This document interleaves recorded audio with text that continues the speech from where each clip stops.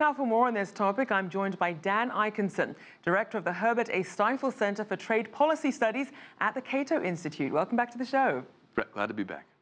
Now, Dan, let's start with the progress that we've seen on this 100-day action plan. We saw it span agricultural products, energy, financial services, investment, and, of course, people-to-people exchanges. So how significant are these deals for the U.S. and China?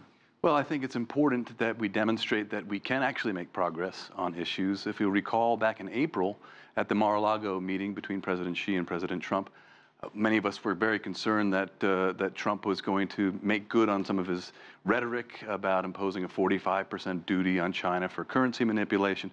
So it was good to see that there are problems identified and that we're working to resolve them. I do think, however, that some of these successes, these things that we're characterizing as successes, are a bit overblown. Some of the things were in the works. Beef re-entering the Chinese market was already agreed back in September of last year. It was a matter of working out some of the details. And some of the liberalization that we have seen as a result of this agreement, the devil's sort of in the details. Certain more information has been provided for U.S. credit card companies as to how they might be able to qualify to get their credit cards into the hands of Chinese consumers, but no authorizations have actually been granted yet. So there's a lot of meat left on the bone, so to speak. And certainly 100 days isn't a lot of time to try and get a lot of these things from start to finish. Now let's look at the outstanding issues. Let's start with from China's perspective. What would they like to see happen from the U.S.? Well, certainly the U.S. has been sticking to its guns on something called non-market economy status in anti-dumping cases. China is sort of singled out still by the United States and the European Union in its treatment in anti-dumping cases. It's sort of a punitive methodology that should certainly go away. I think China wants to see the United States treat it more like it treats the rest of the world. So. Export controls is a big thing that the United States maintains, certain high-tech products that many of which I think are no longer in the same category that they once were, where they do have these military applications that we need to be concerned about. The Chinese would like us to liberalize our export regime, and they want greater clarity with respect to what's called CFIUS, the Committee on Foreign Investment in the United States, our investment reviews. Right now, a lot of Chinese potential acquisitions of U.S. technology companies are coming under a lot more scrutiny than they had in the past, and I think they'd like to see that resolved. And why do you think we're not seeing as much momentum on these issues? Well, I think we are in for some difficulties in the months ahead over technology trade in particular. For a number of years, China has adopted policies that is trying to promote its own indigenous innovation and its own semiconductor industry. The United States has responded with measures to penalize some important successful Chinese technology companies. There's been this sort of low-grade tit-for-tat back and forth over information and communications technology products and companies, over semiconductor policy. And currently, the U.S. administration is pursuing what's called a national security-based rationale for imposing duties on steel and aluminum, as you mentioned earlier. I'm concerned that if the Trump administration does something like that, it will make it a lot easier for the Chinese to respond by having similar measures in place to protect its semiconductor market. And we know that being tougher on things like steel and aluminium certainly resonates with a lot of administrations, their base. Also talk about from the U.S. perspective, what is it that they're looking for from China? I think they're looking for greater transparency in policymaking. Certainly they don't want, U.S. companies have been complaining for a while about being forced to transfer their technology in order to invest in particular industries and in order to joint venture. The new cybersecurity law and national security law is leaving a lot of American companies and leaders scratching their heads as to what the requirements are going to be. So there is from Trump's level, there is this trade deficit. Last year was $347 billion. It's about 5% greater right now, so it's increasing.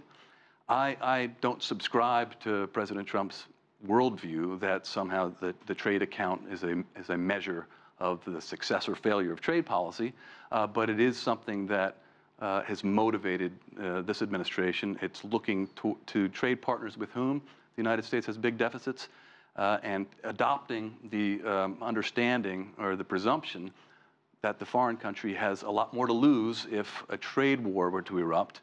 So therefore, the foreign country should be much more willing to make adjustments so that we don't go down that path. So I think there's going to be a lot more pressure from this administration to try to compel China to open up in areas that it has yet to do so. Whether they're successful or not depends on the reactions of the Chinese government. Now, we know that there does tend to be, as you mentioned, this focus on the trade imbalance. What do you think would then paint a more accurate picture of how these two countries trade? Well, I mean, trade is really just the culmination of billions of transactions on a daily basis. It's humans engaging in commerce and making the best of their situation and exchanging their dollars or their RMB for products. It is not a zero-sum game. It is not a competition between Team USA and Team China. What's on the ascent in the United States right now is this view that trade is a zero-sum game conducted between Team America and Team China, where exports are America's points, imports are China's points. The trade account is the scoreboard. We have a trade deficit with China, so that means that we're losing, and we're losing because China is cheating. And that is sort of what resonates, certainly with President Trump's base and other interests in the United States. But really what we should look to is total trade.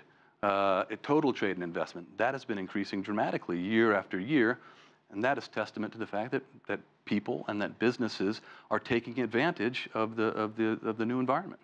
Now, obviously, President Xi and President Trump, they seem to have very different negotiating styles when it comes to this. We know that China does prefer more dialogue. We know that Trump is more results-oriented. How do you see those two negotiating styles impacting how much progress or the sorts of tangible results that we might see? Well, I mean, I think if President Xi recognizes that Trump would like to see some results, he can do what Chinese leaders have done for the past 10, 15 years, which is to announce that they're going to buy more Boeing products as opposed to Airbus, or to buy more American farm products, or to buy liquefied natural gas. You know, to me, the Trump administration sees trade and trade agreements as transactional, as having targets, as being prone to managed trade. To me, it makes sense to have rules where all of the players, the businesses, the consumers, the investors, understand what the rules are, and then they decide how to invest, with whom to develop commercial relations, and they can optimize as how they see fit. That's the whole purpose of liberalizing trade and reducing trade barriers. The Trump administration looks at trade balance. They want to see trade balance or a trade surplus, so they need to have concrete deliverables. They need to know what China is going to buy from the United States, and to me, that sort of defeats the purpose of trade. And we certainly see a lot of individual states kind of taking their own approach to this and going directly to China and trying to partner with Chinese companies. Do you see that as being as important as at the leadership level versus at the state level? Well, I think the U.S. states are certainly in competition with one another to attract investment. Some states are more successful than others. You know, we have 50 states, so they're all sort of laboratories for policy. And if you look, you'll see that a lot of Chinese investment, a lot of foreign investment from other countries goes to states that have relatively lower taxes, an easier regulatory environment, that have less, that are swayed less by organized labor. And so there's a lot going to places like South Carolina and Tennessee and Alabama. On a per capita basis, it's much greater than places like Wisconsin and Michigan and Ohio. So states have, and policymakers that lead states have an obligation, I think, to pitch their states as good places for investment, and you will continue to see them traveling to China and vice versa. Now, we know that the 100-day plan was a starting point. We also have 4 other high-level dialogues that will follow, starting with this week's comprehensive economic dialogue. Where does this relationship go from here? Well, look, we're the 2 largest economies in the world. We have a lot of commonality of interest. and there are also some areas where we don't really see eye to eye. For many years, the focus, the U.S. emphasis was on the economic relationship, on the areas where we were more likely to agree. Now there's a greater tendency, I think, to see the relationship through this geopolitical prism. So it's hard to say whether or not questions regarding, say, North Korea and sanctions there are going to enter the discussion on economic policy or not. The dialogue that begins on Wednesday was really the latest installment of something that began under the Bush administration. It was the strategic economic dialogue back then. During the Obama administration, it was the strategic and economic dialogue, and now it has a slightly different name, but similar. And this is where all issues, whether or not they are immediately resolvable in the short term or in the long term, are put on the table, and we see what we can trade off and how we can keep the relationship moving forward. All right, well, cards on the table indeed. Thank you so much for joining us. Dan Ikenson, Director of the Herbert A. Stiefel Center for Trade Policy Studies at the CATO Institute.